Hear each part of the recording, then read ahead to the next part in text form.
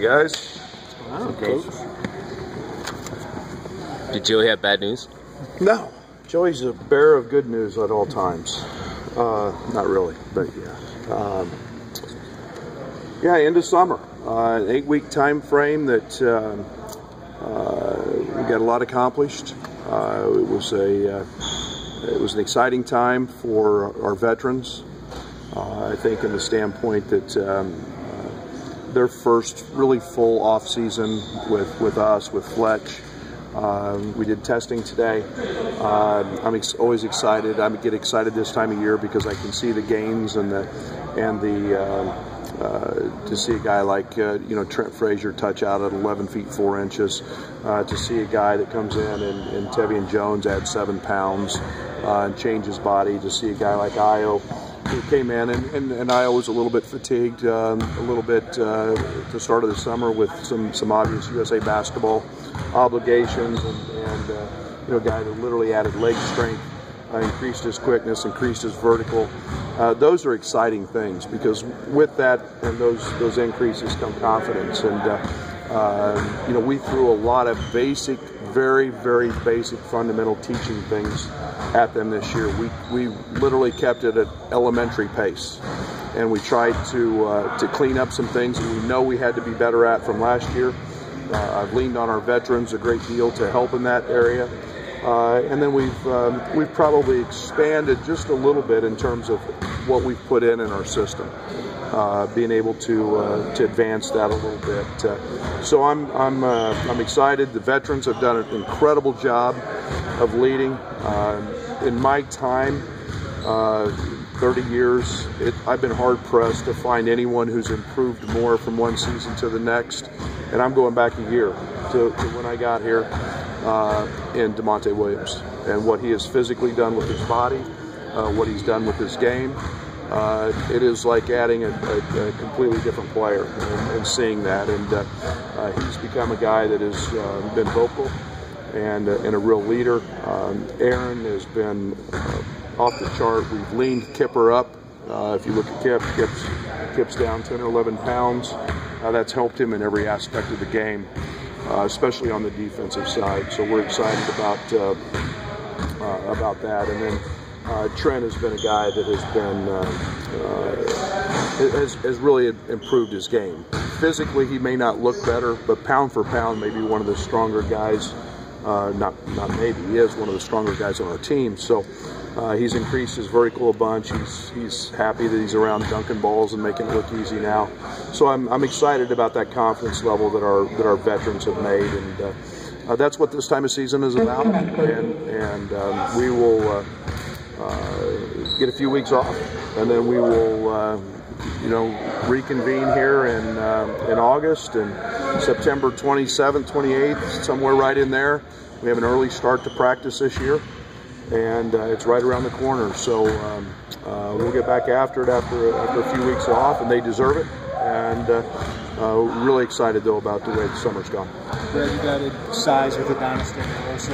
What do you hope he adds on the court, and when do you hope to see him on the court? Well, I don't want to put a timetable on when we see him. I think that's everybody's different. We heard various things last year with DeMonte, and we even contemplated redshirting DeMonte up until really the week before practice. So I don't want to put a timetable on him. He's a veteran. He's a grown man, and he's 7 foot. He's I guess he'll be somewhere by the time we play. He'll be in the 270 range to 280. But here's a guy who's a proven rebounder. He's an extremely skilled guy. It's been fun having him around this summer just on the sideline because you can sense his IQ and his feel for the game. Picks up things very easily. And we don't want to bring him out here until he's completely healthy but a very mature guy that obviously has some size and some skill that will help us. Coach, so much anticipation around Trent and Io playing together and competing against each other in practice. What have you noticed them be on the same court, just that competitive relationship they have? Well, I think they're good for each other, and I think that You throw Andres Feliz in that mix along with DeMonte, and you've got 4 guys who are going at it at a pretty high clip every single day, and they make each other better. And the one thing I love is Trent has not been afraid to step in and help, and to help. I call it nurse them along and understand what the offense is about and where the opportunities come. So he's been very. I've been very impressed with that about him. He's stepping into a leadership role, and yet that group together loves to compete. That's why they're here. Io's as competitive as anybody. He loves the challenge of guarding Trent. And, he's got his hands full there because Trent's an awfully good player. You had an Anthony Higgs as well. What does adding kind of more length to your front court mean for the rest of the team? Well, make us better defensively, we hope. I think that I've said it many times, I get more involved in the recruiting process with length than I do height and size. You get a guy like DeMonte at 6'3", 6'4", and yet he's got a 6'11" wingspan, and so guys can play bigger than they truly are, and that's what's exciting. Tevian's long, Allen's long, Anthony's long. Anthony's got he's a piece that we didn't have. He's a 7', 6'8", 230, 235 pound guy that has a physical presence about him to go along with athleticism, and you throw in the fact that he fits the model we were after with 2 state championships. Here's a kid who's won, and we're sure excited about him stepping foot on campus. Maybe not the first freshman that gets talked about, but what have you seen from Georgie this summer? Georgie has done everything that we'd hoped and more. Georgie's got. I'm careful when I say this because it sounds very cliche, but he's got an old man's game. He's got a very mature game. His game is based on IQ, feel. He makes plays that are the right plays, but right now they're wrong because not everybody's on the same page with him. So his maturity level is beyond his years. And then, he's 240 pounds. His body fat's way down. He's got great feet. We had a situation today where he ended up on Trent. He kept Trent in front of him. And then he's got tremendous length. So we need him to be a better rebounder than what he's shown this summer. But we'll start harping on that in August.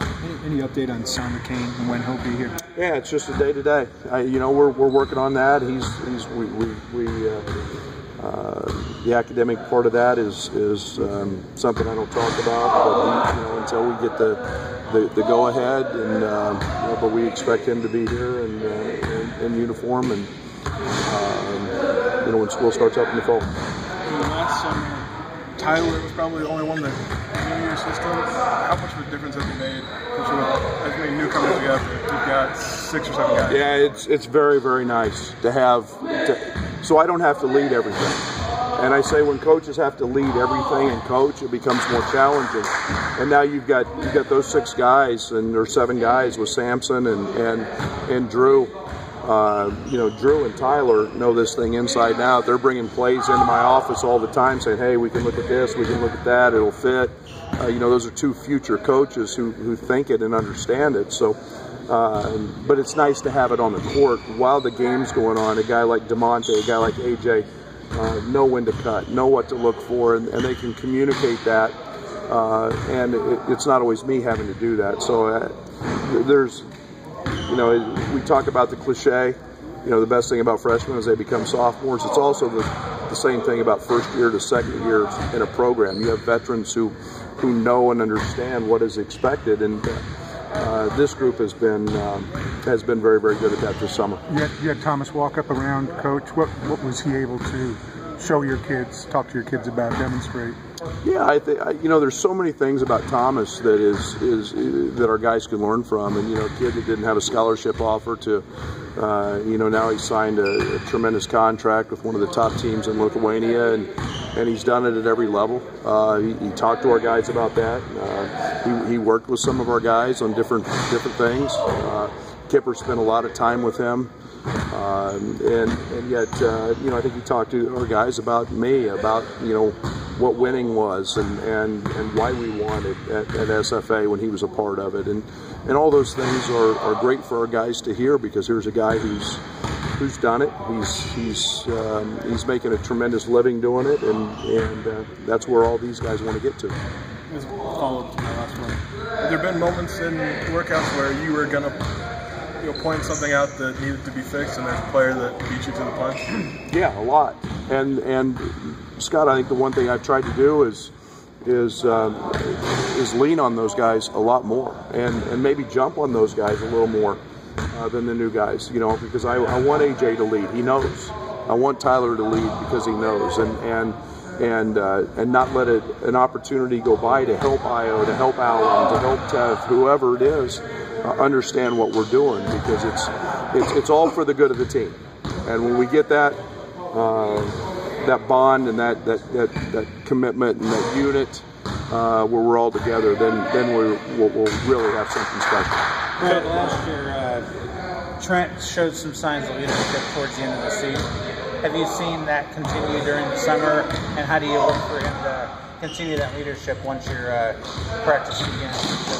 Well, I think everybody has an understanding that Trent's a very good player, and when you get leadership from one of your better players, and he's proven it, and he's proven it at a very high level, and yet Trent's as competitive as any guy I've ever seen. He's as competitive as any guy out here, and he wants to win, and he knows.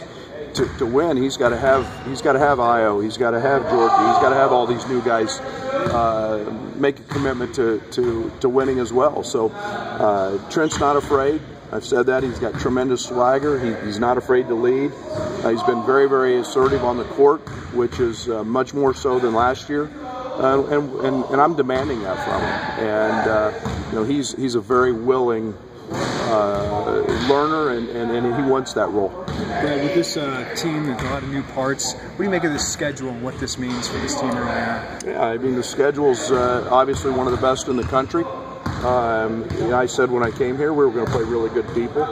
I think when you're building, when you're establishing, let's go play the best. Let's set the standard. I mean, I think people need to understand, I'm not going to run away from anybody.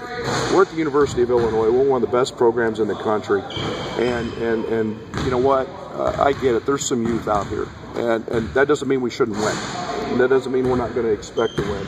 And if we want to get where we're going to get and hope to get to, we need to play people. And, playing bottom 250 down, you know what? At the end of the day, if that comes conference time and we're not ready to play, then shame on me. That's not going to happen here. We're going to play the best, and if there's some speed bumps along the way, those are growing pains. We'll take those. But Illinois basketball is going to stand for something, and this schedule is part of what we're going to stand for.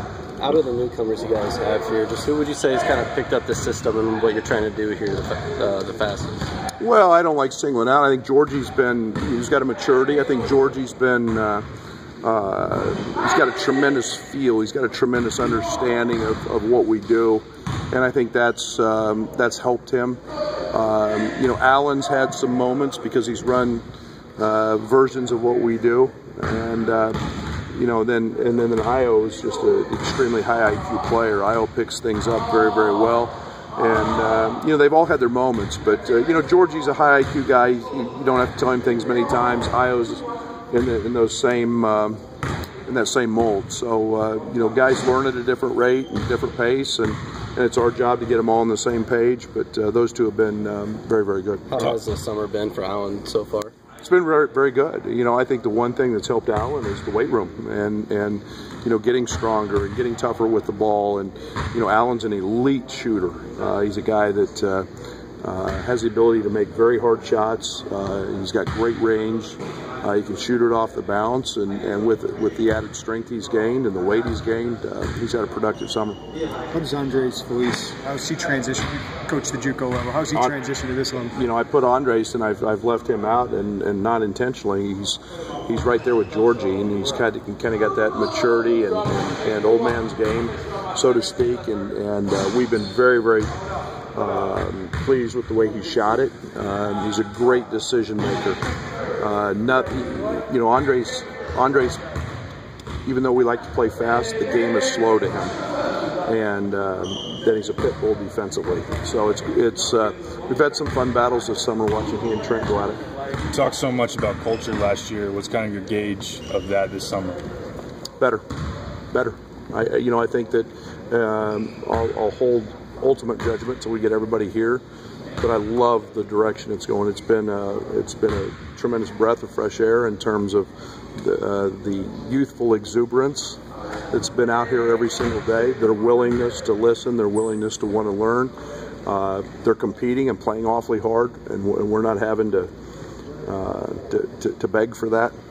So I've been really pleased with the culture, and you can tell that there's guys in this program who have achieved a great deal to this point, and they know what that takes, and that's fun to be around. Coach, you've been around Adam Fletcher for about 17 months now, and had a very busy summer with a bunch of new players. What have you just observed watching work with them, about 8 new players, and trying to get them ready for what you're expecting? Well, I think in today's world, Fletch and our strength coaches are guys that are vital. They actually spend as much time or more time with them than we do. And the message that he sends is the message our program is about. And not only is he demanding in terms of what he does and asks for our players, he gets them better. But he's also a guy that works the mental part of it, and he can build a lot of things in that weight room. And we have a saying that the weight room never lies, and Fletch challenges him in a lot of areas, just from nutrition to strength to speed to jumping, you name it. And he's the best in the country, and we're very fortunate, and our players are very fortunate to have it. Brad, this sounds like some NCAA changes will come to recruiting in the summer. What do you think of the proposals, and do you think things need to change, or do you think this is for the benefit of college basketball? Well, I think there's a whole judgment till we obviously see. I think August 8th is the final deadline. You've seen so much, and then we talk in July on the road. I think there's so many great things that come out of summer basketball. I think the one thing that we can't do is just lump everybody into one group and say, this is the way it is. AAU basketball started years ago because it was to help in a cost-effective measure for low to mid-major schools to be able to go to a venue and see multiple kids, and I don't think we should lose sight of that. I think there's a lot of great AAU coaches and great programs who do a lot of good for young people, and yet there probably will be change. We'll see how all that turns out. I think there's opportunity for opportunities in the month of June that I would love to have the opportunity to go see, top 100 camp at NBA, and the Morris Shootout in this state I grew up going to when we could go is a wonderful venue and an event. So we'll see how all that plays out, but I would expect there to be some. There's no doubt the Rice Commission's put a lot of time into that, and we'll see those very soon. How's the class of 2019 pursuit then compared to the class of 2018 when you guys first got here? Well, we've got relationships, and I think the one thing with relationships is you have a certain level of comfort, and you know them much better than you did a year ago at this time. So I think you in today's culture, you recruit every position pretty much. You don't get too dialed in because your roster can change from year to year, but I think it's been much more a little bit at ease. I think it's been better for our staff knowing that exactly what we're looking for, exactly what I'm looking for, and like I said, I got one of the best staffs in the country, so I feel great about the direction these guys are going. You talked last season about DeMonte coming in and to get shots with Aaron. Has there been a guy this summer that you just can't seem to get out of the gym? Georgie's that guy. It's Georgie's a guy that wakes up early. Tevian's another one that they spend endless hours in this gym. Georgie had a run there where he wasn't sleeping very well, and he would be in here at 5:30 in the morning and meeting Fletch, and that's the kind of commitment that the winners have, and Tev and Alan and Io, all those guys, they do it at different times of the day. But this group all works, and they're not going to get any complaints from me about not putting enough time in the gym. I've heard Georgie brought the full package of personality too. If you noticed that, you guys will find out soon enough that Georgie's got a bicycle that he doesn't know how to ride but thinks he does, and his flip flops are his brakes, and yet he's fun.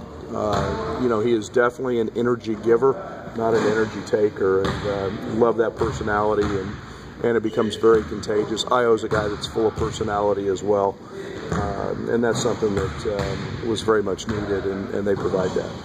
How is this operation going to function without Julie? Oh, geez.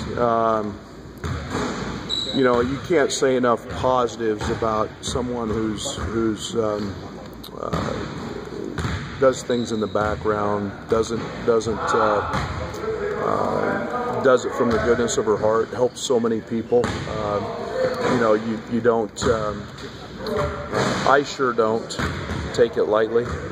And her experience here has been probably more meaningful to me than anything, just simply because she has a knowledge of people, and she knows so many people, and she does a great job with our managers. She does a great job with our players.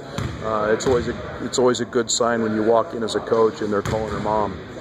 And yet, she's earned the opportunity to go retire and enjoy the rest of her life. And she'll always be an Illini. She'll always be very, very special to our staff and to myself and my wife. And we're going to miss her. And there's unfortunately basketball programs and life doesn't slow down. You got to keep going, and we'll do the best we can to make up for it. How's your knee? Sore. We had a little surgery, and we're a couple weeks out now, and got a little swelling in it, but we made it through last week on the road, but we're on the mend, and we'll be back, and got Paul Schmidt, a great trainer, and a bin full of ice, and we'll keep doing what we do. Going back to Anthony, what do you just feel like his role could be with this team? I'm excited to see that, because I truly don't know. I think his versatility is something that excites me. There's a guy that can step out and shoot it. He's a guy that defensively, with his body type and his athleticism, can guard probably a 3-4-5. He's been known as a very, very competitive rebounder. Those guys fare pretty well with me.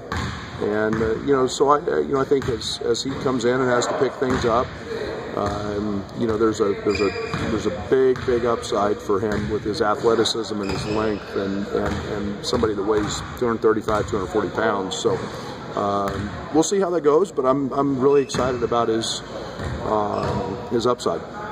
You mentioned Io and Trent. What does the dynamic of their relationship remind you of? Does it kind of remind you of anybody you've had before? Yeah, actually a lot. We were very fortunate at Kansas State in our Elite Eight year. We had a kid named Denny Clemente at Kansas State when I was with Frank, and then we had a kid named Jacob Poland, and both completely different players, as these two are. The only thing that was similar was those guys were similar in size, where Io's 6'4", and Trent's a little smaller, but one's speed, one's got size and length, one's a great shooter, and they're just different. It's and that magnetic pull, and then at the end of the day, they're both extremely competitive. That's a nice vibe. If they're 3/4 as good as those guys, then I'm in good shape. Back to the schedule, I think there's like 4 games we didn't know yet, but with Evansville, East Tennessee, FAU, and Savannah State. How do you made that group as prep for going to Maui, where top 5 team probably?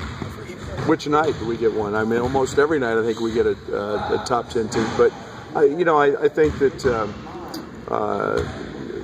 you have to develop. You have to play. We've got I think 8 or 9 games maybe before finals that are high-level games, and these guys will become I won't say immune, but they're going to get used to playing against the best. You know why? You go watch these kids in the summer, and they play against the best. And so I think there's we're going to get thrown early to find out what we've got and see how well we execute and do those things, and then you get you get an East Tennessee team who's extremely well coached. Evansville's obviously in a little transition, but a Missouri Valley school. In FAU's got a lot back, and a coach that was with Mike White at Florida, and they'll know the scouting report. They've got one of my former assistants on their staff, so you've got in their Conference USA team. So there's no easy ones, that's for sure. And you start worrying about we got a lot of travel. There's no doubt about that with Maui, and in the middle of that, and then you've got league games in December. So we'll be ready. We'll be ready. That November 2nd exhibition, is that a public exhibition or is that a closed one? We gotta ask Joey. I don't know. Oh, okay. How bad is that? I know we're doing 1-1, so I would probably. That's Derek, fine. is November 2nd open scrimmage, or is that a? What are we doing November 2nd? Exhibition. Game TBA. All right. TBA. So I don't even know. Fair enough. That means he knows already. More in the fall, but more perimeter length. You feel like this is a group that's more defensively capable. Yeah. Oh, absolutely. I think that it's one of the things we tried to establish in recruiting was guys with length and guys with some quickness and some speed and you've got you can look at Georgie. I mean, Georgie's exceptionally long. I mean, you look at all these guys, and really Trent's kind of the only exception when it comes to length, that he doesn't have a great deal of it. But the rest of these guys got some length and get you in the passing lanes a little bit easier and half a step quicker, and those are all things that we've tried to build on. With having all these new guys, just how's the chemistry been considered developing on and off the court so far? Right now, I think it's been unbelievable. I think we've done a lot of team building stuff this year. We've spent a lot more time on that. I think it's very important that guys get to know truly when they say family, that we act like that. And I wasn't comfortable with that last year. It was very evident. And this year we've made it a big point to have a locker room that is pulling for each other and playing for the name on the front of our jersey. So I've been very, very pleased with that thus far, and good guys who are winners, and that happens to transcend not only on the court but into the locker room as well. On the court, has there been any growing pains with them just trying to get familiar with each other's habits? Oh yeah, and that's to be expected, and I think it's something that we're going to continue to deal with, throughout. I mean, I think there's so many new moments for all of these guys, and freshmen are freshmen, and then you throw in the fact that they're learning a different system, they're at a different place. You think about all the transitions that people go through when you move. That's basically what you're asking young guys to do, and now we've got a new friends, and it just becomes a lot. So it's a transition time, and we're very receptive to that and understanding of that, and we've spent a lot of time with these guys. These guys want to be around, and that's something that is very refreshing. We spend a lot of time in this building together, and